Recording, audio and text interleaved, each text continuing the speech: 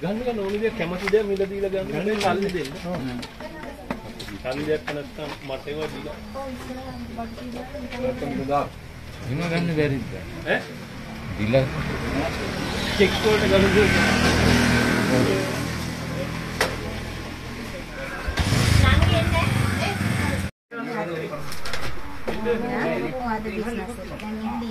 දැන් කඩෙන් අපි මොනවා හරි දැන් අපි කඩේට ලාභය අයින් කරනවනේ. දැන් අද දවසේ ලාභය අයින් කරපුවා මේ ලාභය සාමාන්‍ය කියලා.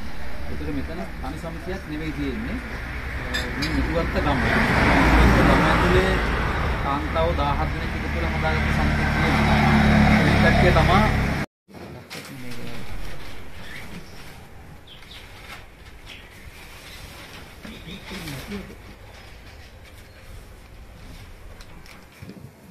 සුදු මධ්‍යහ්නයක් වේවා. සමරුගම පළාතේ පැමිණි සියලුම දෙනාගෙන් අවසරයි. අපි සමිතිය ගත්තොත් අපි උතුරු මැද පළාතේ මර්ධන් කඩවල ග්‍රාමයේ ගැමිගොවි නිෂ්පාදකීන්ගේ සාමූහික නමින් තමයි අපි ආරම්භ කරේ මේ සමිතිය. සමාජිකයෝ අපේ උතුරු මැද පළාතේ තුලානේ ගත්තොත් 617 තුලාන මර්ධන් කඩවල දිස්ත්‍රික්කයේ අනුරාධපුර දිස්ත්‍රික්කයේ ප්‍රාදේශීය ලේකම් කොට්ටාසේ ගත්තොත් අපි ඉන්නේ කැකිලා ප්‍රාදේශීය ලේකම් කොට්ටාසේටයි ග්‍රාමයක්. අපේ අරමුණ තමයි සුදු ගොවීන්ගේ හා අපේ නිෂ්පාදකයන් වල අතරමැදියන්ගෙන් තොරව නිෂ්පාදනයන් සාධාරණ මිලක් යටතේ ලබා දීම.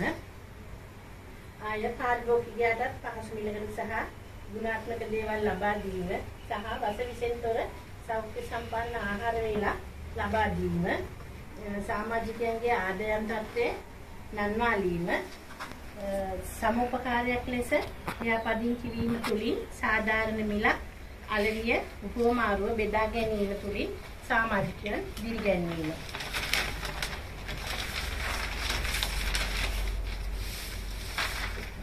සමාජික සංඛ්‍යාව ඉන්නවා අප සමිතියේ මිදිවත්ත සාමූහිකයේ ඉන්නවා සමාජික සංඛ්‍යාව 14ක්.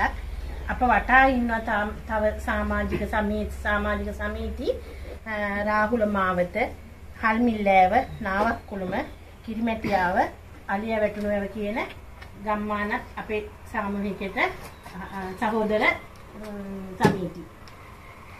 එතකොට මිදිවත්තෙන් ගත්තොත් සමාජික සංඛ්‍යාව 14ක් ඉන්නවා. රාහුල මාවතෙන් 10 දෙනෙක් ඉන්නවා. හල්මිල්ලෑවෙන් 12 දෙනයි, නාවක්කුළුමින් 10 දෙනයි, කිරිමැටියාවෙන් 5 දෙනයි, අලිය වැටුණුවවෙන් 5 දෙනයි. ඒ වගේ අපේ සමාජික සංඛ්‍යාව හැදිලා ඉන්නවා අපේ සාමූහිකයේ වටා. ඒ හදාගත්තු සමාජික සංඛ්‍යාවෙන් සමාජිකයේ එයාලා හදන නිෂ්පාදන එතකොට කරන වගාවන් වලින් අපිට නිෂ්පාදන අපේ අලෙවි හරහා අලෙවි කරන්න කට්ටිය අපිත් එක්ක බැඳිලා ඉන්නවා දෙන්න අපිට. ඊට පස්සේ ඒකේ මූල්‍ය පැත්ත ගත්තොත් අපේ සමිතියේ සමාජික කොටස් අපි රුපියල් 2000 ගානේ අපේ සමිතිය සමාජිකයෙක්ගෙන් අය කරා. ඊට පස්සේ ඒක අරමුදල අපි ගොඩනගා ගත්ත 28100ක් අපිට ලැබුණා කොටස් වශයෙන්. ඊට පස්සේ ඒ විදිහට අපි සමාජිකයෝ 10 දෙනෙක්ගෙන් තමයි අපි මේ කොටස් අරගෙන 12 දෙනෙක්ගෙන් කොටස් අරගෙන දැනට අපේ අතරේ 28100 කොටස් වශයෙන් තියෙනවා. ඊට පස්සේ අපි ඒ අලෙවි කරන නිෂ්පාදන රස කැවිලි හදනවා, උදේ කිටි ආහාර, ඊට පස්සේ උදේ දිවා ආහාර තියෙනවා. ඊට පස්සේ කොළ කැඳ, එලකිරි, ඊට පස්සේ එළවලු වර්ග, පළතුරු, එතකොට ඊළාමතර සහල්, පොල්, අල වර්ග, කුළු බඩු වර්ග, ධාන්‍ය වර්ග, එතකොට අත්කම් නිෂ්පාදන ඒවා ඔක්කොම සමාජිකයන්ගේ නිෂ්පාදන අපට අලෙවිට එනවා. ඊට පස්සේ අපේ සමිතියෙන් යනවා ඉතුරු ක්‍රමයක් ආරම්භ කරා. ඒකත් යනවා අපේ රුපියල් 10 ගානේ දවසකට එක අලෙවි කරන අලෙවි නිෂ්පාදන සමාජිකයෝ 10 දෙනෙක් තමයි අපේ ප්‍රධාන වශයෙන් අලෙවියේ අලෙවිසල කරන්නේ. එතකොට ඒ 10 දෙනා හැමදාම රුපියල් 10 ගානේ අපි ඉතුරු කරනවා. ඒකෙන් අපේ සුබ සාධන යනවා අපිට ජල පහසුකම් නැහැ. අපි පන්සලෙන් තමයි වතුර ගන්නෙ. එතකොට අපි ඒ පන්සලට අපි වතුර වෙනුවෙන් වගේ ඒ වගේ ඉතුරු ක්‍රමයක් කරගෙන යනවා පොදු වැඩවලට. අනිත් එක යනවා සීටු ක්‍රමයක් යනවා දවසකට 100 ගානේ. දවසකට එක්කෙනෙකුට 1000ක් ලැබෙන විදිහට සීටු ක්‍රමයක් යනවා. ඒක අඛණ්ඩවම යනවා. හවසට බේරනවා.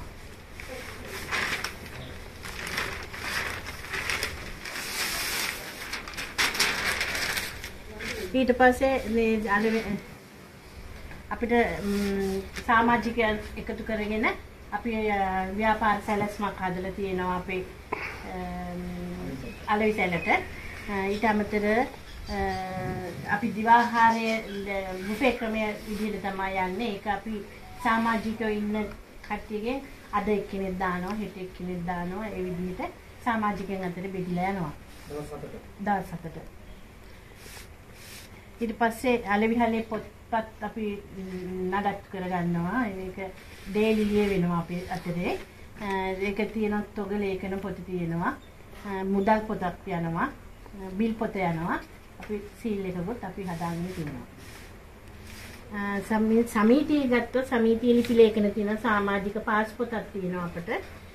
අත්සන් ලේඛනයේ තියෙනවා. වාර්තා පොත තියෙනවා. ලොකු සටහන් පොත තියෙනවා. ඒවා අපි හදාගන්න ගෙනියනවා. ඊට පස්සේ අපි සුබ සාධන ක්‍රමයට දෙගත්තාම අපි සමාජිකයන්ට බීජ ලබා දෙනවා. ඊට අමතරව ගෙවතු සාදා ගැනීමට මම බීජ අපි දෙනවා. ඊට අමතරව පුහුණු වැඩසටහන් සමාජිකයින්ට මේ කතා කරලා ඉවරුනහම ප්‍රශ්න අහමුනේ. නේ කතා කරලා ඉවරුනහම අහමු. අපි සමාජිකයන්ට බීජ ලබා දෙනවා ගෙවතු හදාගන්න. ඒ අතරේ පුහුණු වැඩසටහන් දෙනවා. ගෙවතු හදාගන්න කොහොමද? ඊට පස්සේ ඒවට අවශ්‍ය කාර්යසරික කාබනික පොහොර හදාගන්න. ඒ වගේ දේවල් යාලට පුහුණුව අපි ලබා දෙනවා.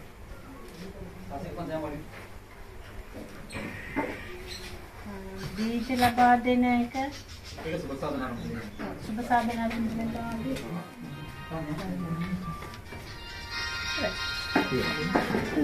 ගැනීම වැඩසටහන සඳහා සහභාගී වෙච්ච සියලුල නාටකමන් ගන්න අපි මෙතනට පැමිණි අවස්ථාවේ ඉඳලා ආගන්තුක සත්කාරගෙන අතින් ඉහළම නැත්නම් මේ ලාංකික ජනතාව නැත්නම් ලාංකික ජනතාවගේ මේ ගැලිගොවි ජනතාවගේ විශේෂ ලක්ෂණයක් වෙන ආගන්තුක සත්කාර කියන කොටස 100ට 200කින් නෙවෙයි ඊටත් වැඩි අගයකින් නොපිරිහෙලා අපි පැමිණි වෙලාවේ ඉඳලා මේ වෙලාව දක්වා අපිට ඉෂ්ට කරා. ඒ කියන්නේ කෑම බීම අතින් ඒ සියලුම දේවල් වලින් අපිට සංග්‍රහ කරන සම්බන්ධයෙන් මම ප්‍රථමයෙන්ම ස්තුති වෙනවා උතුරුමැද පළාතේ සජීවී කාර්කතුමන් ඇතුළු ඒ වගේම පළාත සම්බන්ධ සංවිධායකතුමා ඒ වගේම සමිතියේ කටයුතු කරන ඒ නිලතල දරන සියලුම දෙනා හා මේ අපිට මේ අවස්ථාවට සහභාගී වෙලා ඒ කටයුතු කරලා දීපු ඒ සහභාගී වෙච්ච සියලු දෙනාටම ඊළඟට මම දෙවනි කරුණ වශයෙන් සඳහන් කරනවා අපි පැමිණියේ මේ රටේ පහළ කොටසේ ඉඳලා උතුරු කොටසට. ඒ කියන්නේ දකුණු පළාතේ ඉඳලා උතුරු පළාතේ කිව්වොත් නිවැරදි උතුරු මැද. ඉතින් අපි පැමිණියේ අපේ පැත්තේ තියෙන මේ ගැමි ගොවි ව්‍යාපාරය සම්බන්ධව මේ පැත්තෙන් අපිට මොනවාද ගන්න පුළුවන් කියන එක හොයලා බලන්න. ඒ අදහස් දුවමාරු කරගැනීමේ වැඩසටහන යටතේ. ඉතින් අපේ පළාත මීට වඩා හාත්පසින්ම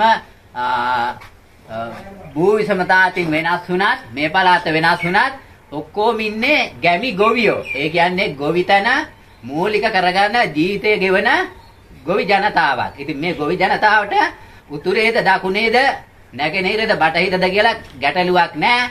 දීවරද පසු සම්පත්ද ඒ කියන වෘත්තීය සම්බන්ධව කිසිම ගැටලුවක් නැහැ. ඒ සෑම දෙනාටම බලපාන්නේ එකම ගැටලු.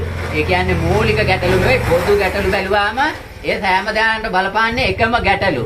අන්නේ ගැටලු වලට අපි උත්තර හොයන අවස්ථාවවල කොහොමද මේ අපේ පළාත හැර වෙන පළාත්වල ඒ කියන්නේ අපි සබරගම්ගේ වුණාට දකුණු පළාත, උතුරු මැද පළාත, වයඹ පළාත, නැගෙනහිර පළාත ඒ ආදී වශයෙන් අපි කොහොමද අපේ ගැටලුත් එක්ක අපේ ගැටලු වලට ඒ අයත් එක්ක එකතු වෙලා කොහොමද ඒවට උත්තර සපයාගන්නේ හොයාගන්නේ කියන කටයුතු සොයා බලන්න තමයි අපි ආවේ. ඉතින් අපිට දැක ගන්න ලැබුණා අපි තව ඉදිරියේදී කරන්න අපි යෝජනා කරගෙන ඉන්න මේ සමූපකාර නැත්තම් බාණ්ඩ හුවමාරු වැඩසටහන කොහොමද මේ පැත්තේ කරගෙන යන්නේ කියලා. අපිට මේ අලවිසැලේ කලමනාකාරවරිය වශයෙන් කටයුතු කරන සහෝදරියත් ගොඩාක් විස්තර කිව්වා.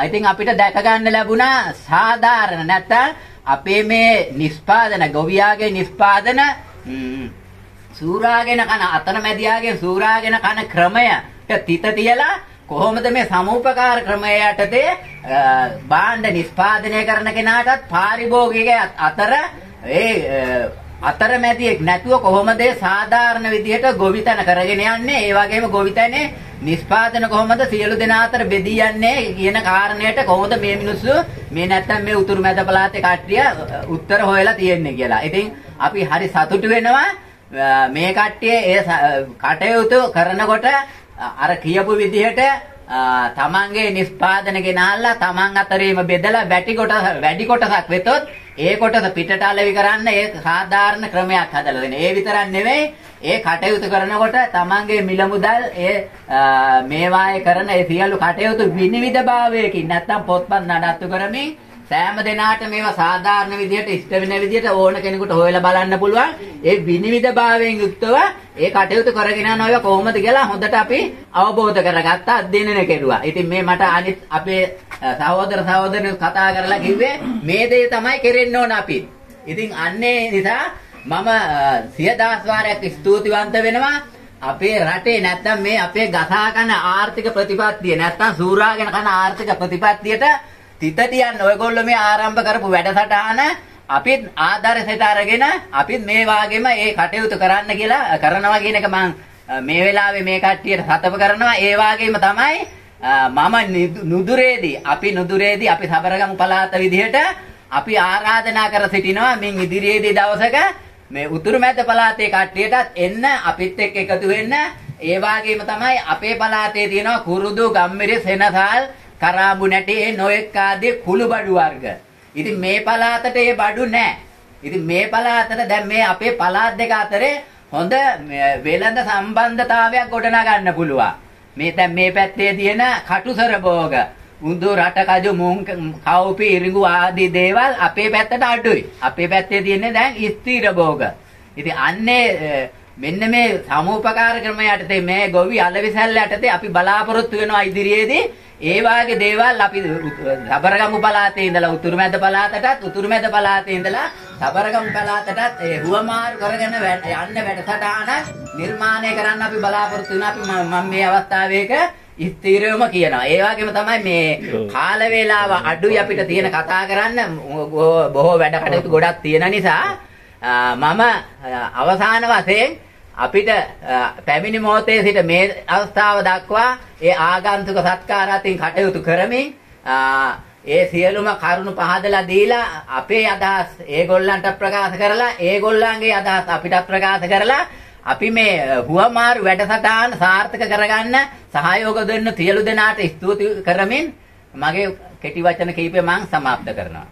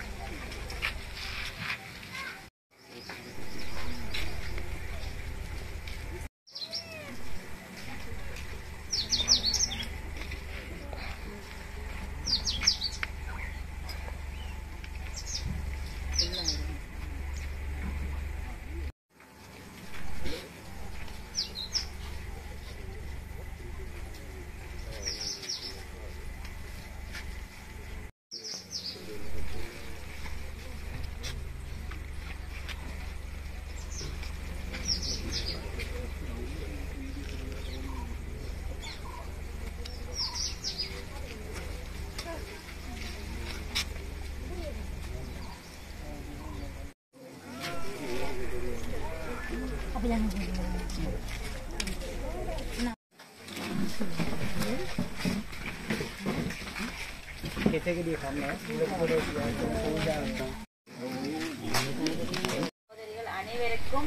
அனைவரையும் வருக வருக என வரவேற்றுக் கொண்டு அடுத்ததாக எமது மொழி பெயர்ப்புக்காக வந்த ලේකම් හැටියට කතා කරේ අජන්තිනි කතා කරේ සබරගමුවේ ඉඳන් මෙහාට පාරිසරික ගොවිතැන වෙනුවෙන් ඒක රැස් වෙලා ඉන්න ඔබතුමන් කියලා. ගමේ නම பூசாரியார் குளம். நாங்க வந்து 1999ஆம் ஆண்டு இடம்பெயர்ந்து வேற வேற இடங்கள்ல இருந்து 2010ஆம் ஆண்டு இங்க வந்து மீள் குடியேறினோம் நாங்க.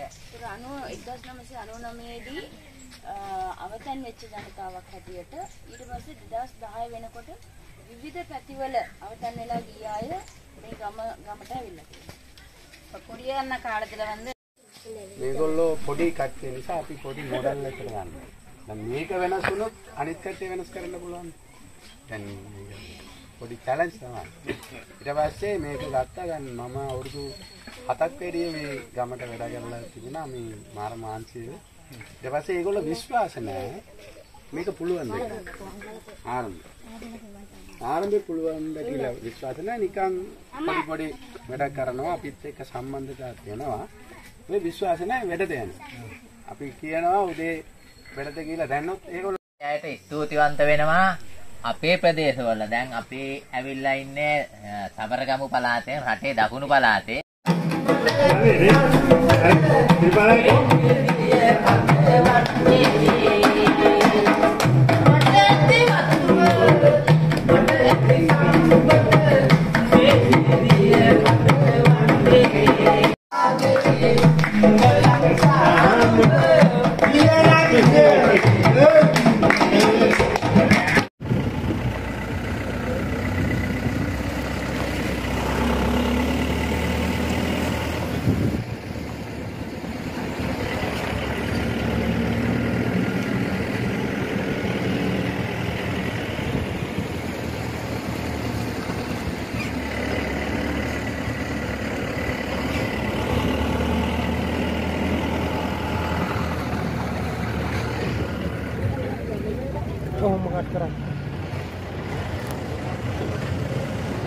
මතදාවෙත් එක්ක යා සක්කාල පොඩි මේකක් කරනවා. පොළොත් එක්ක සම්බන්ධ වෙනවා.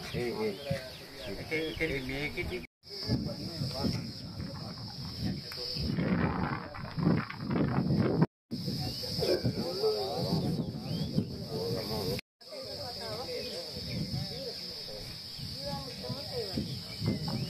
එක දවස 2500ක් එන විදිහේ මේක යනවා. දැන් මේක සමහරවල් අපි 2500ක ආදායම.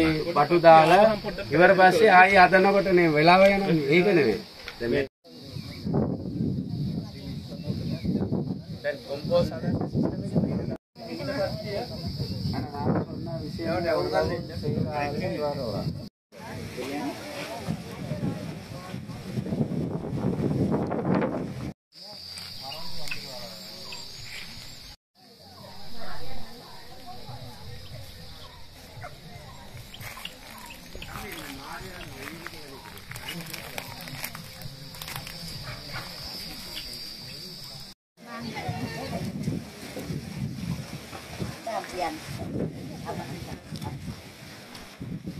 வணக்கம்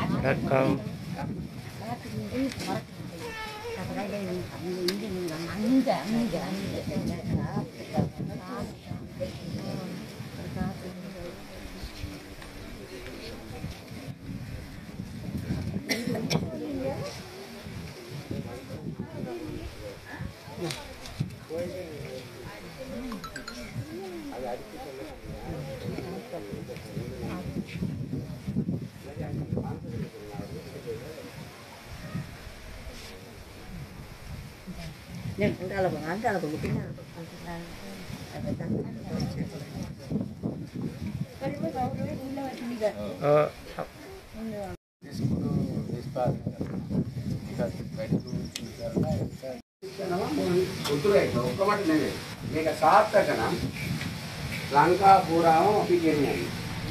දැන් ඒක තමයි මම මේක පොට්ටක් ඔයගොල්ලන්ට පැහැදිලි කරන්නේ අපි සිස්ටම් එක මේකයි.